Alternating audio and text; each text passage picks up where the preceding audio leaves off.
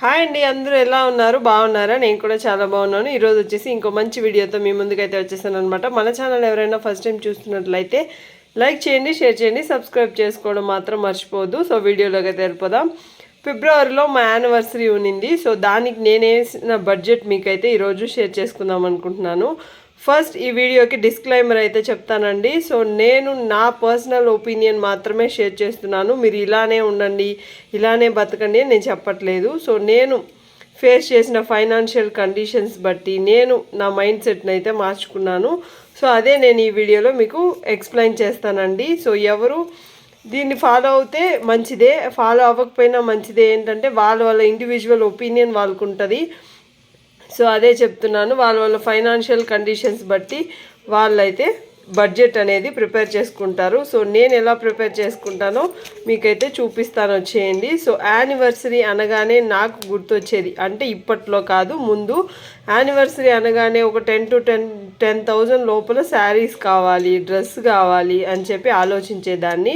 So దానికి matching jewellery కూడా కొనేసేదాన్ని అనమాట. సో బాగుంటుంది, అందరూ చూస్తారు, అందరూ నా డ్రెస్ని మెచ్చుకుంటారు, అందరూ నా జ్యువెలరీని ఎక్కడ కొన్నావు అని అడుగుతారు అనే ఒక మైండ్ సెట్లో ఉండేదాన్ని అనమాట. సో అలాగే డెకరేషన్ ఐటమ్స్ కూడా కొనేదాన్ని. అది 5 to 1,000 రూపీస్ అయితే ఖర్చు 500 నుంచి 1,000 రూపీస్ అయితే ఖర్చు పెట్టేదాన్ని. సో నెక్స్ట్ వచ్చేసి రెస్టారెంట్కి వెళ్ళే వాళ్ళం అనమాట. సో ఎప్పుడైనా ఒకసారి రెస్టారెంట్కి వెళ్తే తప్పేముందన్నట్టుగా రెస్టారెంట్కి కూడా వెళ్ళే వాళ్ళము.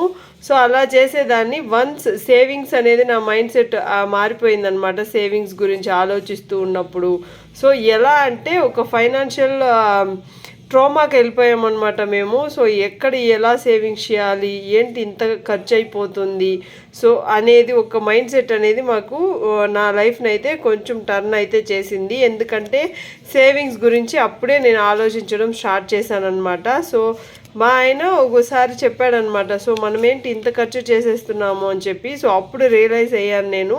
సో సేవింగ్స్ అనేది మన లైఫ్లో ఎంత ఇంపార్టెంట్. మనం ఎవరి గురించో ఆలోచించి వేళ్ళు ఖర్చు పెట్టేస్తున్నాం కదా, ఇది కాదు కదా లైఫ్. మన పిల్లలు ఉన్నారు, పిల్లలకి సేవింగ్స్ చేయాలి కదా అని ఒక మైండ్ సెట్ అనేది నాకు నేనే రియలైజ్ అయిపోయాను అనమాట. సో అప్పటి నుంచి ఇప్పటి వరకు నేను నా సేవింగ్స్ ఎలా చేస్తాను, ఫంక్షన్స్కి కానీ లేదంటే ఇలా బర్త్డేస్, యానివర్సరీ ఫంక్షన్స్ కానీ నా బడ్జెట్ ఎలా ఉంటుందో చెప్తాను, చూసేయండి. సో వన్స్ సేవింగ్స్ అనేది నా మైండ్లో వచ్చిన తర్వాత నా మైండ్ని నేను కంట్రోల్ చేసుకోవడం స్టార్ట్ చేశాను అనమాట. నా క్రేవింగ్స్ని కంట్రోల్ చేసుకోవడం స్టార్ట్ చేశాను.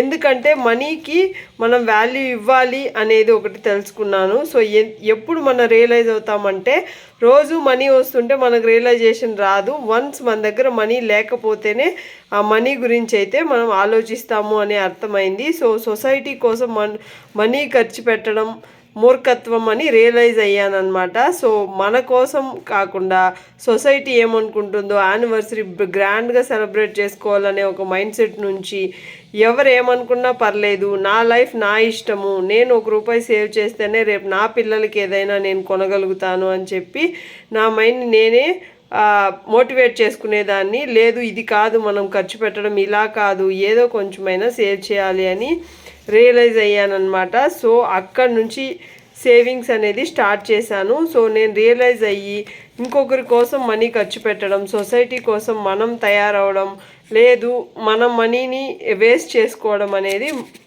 మూర్ఖత్వం అని రియలైజ్ అయ్యానమాట.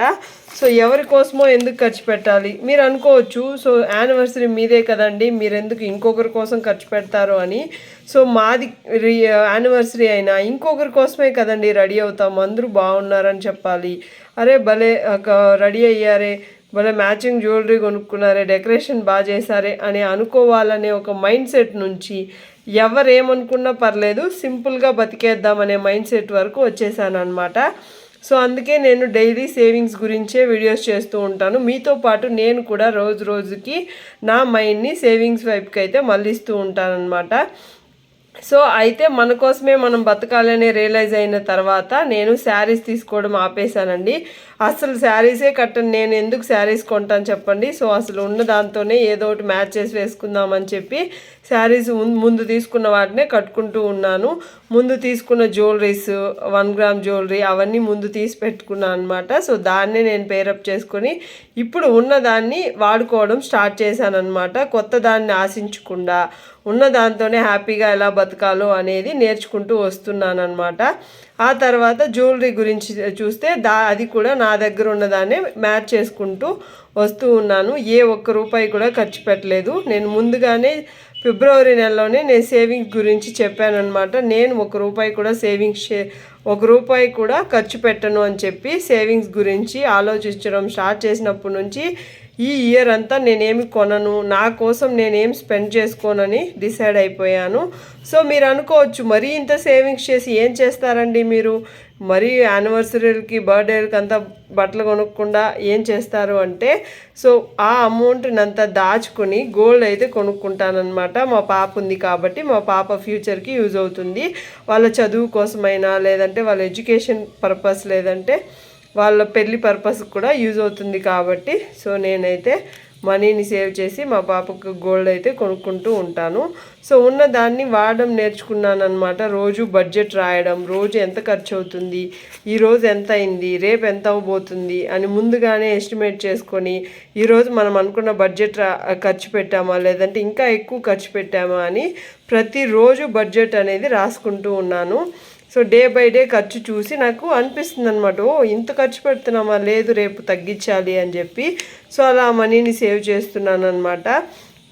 కాబట్టి మా యానివర్సరీకి ఎలాంటి ఖర్చు అవ్వలేదు. సో మీరు కేక్ గురించి ఆలోచించవచ్చు.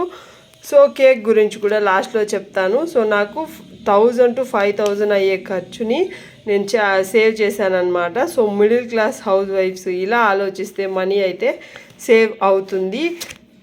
కానీ అందరూ ఇలా ఆలోచించాలని ఏమి ఉండదండి. సో కొంతమందికి మనీ అసలు అంటే సంపాదిస్తుంటారు. సో యానివర్సరీకి కూడా ఖర్చు పెట్టుకోకుండా ఏం సేవ్ చేస్తాం అనుకుంటూ ఉంటారు కదా. సో అలాంటి వాళ్ళు ఖర్చు చేసుకొని మ్యారేజ్ యానివర్సరీలు అనేవి చేసుకుంటూ ఉంటారు. కానీ మనకు సంపాదన లేనప్పుడు, ఒకరి సంపాదనతోనే ఒక ఫ్యామిలీ గడవాలి అనుకున్నప్పుడు, సో ఒకరు సంపాదిస్తుంటే నలుగురు బతుకుతున్నాము అనుకున్నప్పుడు పర్లేదు ఇలా సేవ్ చేసుకొని కూడా మనీని అయితే మనం సంపాదిస్తున్నట్టే లెక్క. ఎందుకంటే మనం ఏం ఖర్చు చేయట్లేదు, మనం కూడా సేవ్ చేస్తున్నాము, దుబారాగా మనమైతే ఖర్చులు పెట్టడం లేదు అన్నట్టు ఆలోచించుకుని మన మైండ్ సెట్ని అయితే ప్రిపేర్ చేసి పెట్టుకోవాలి.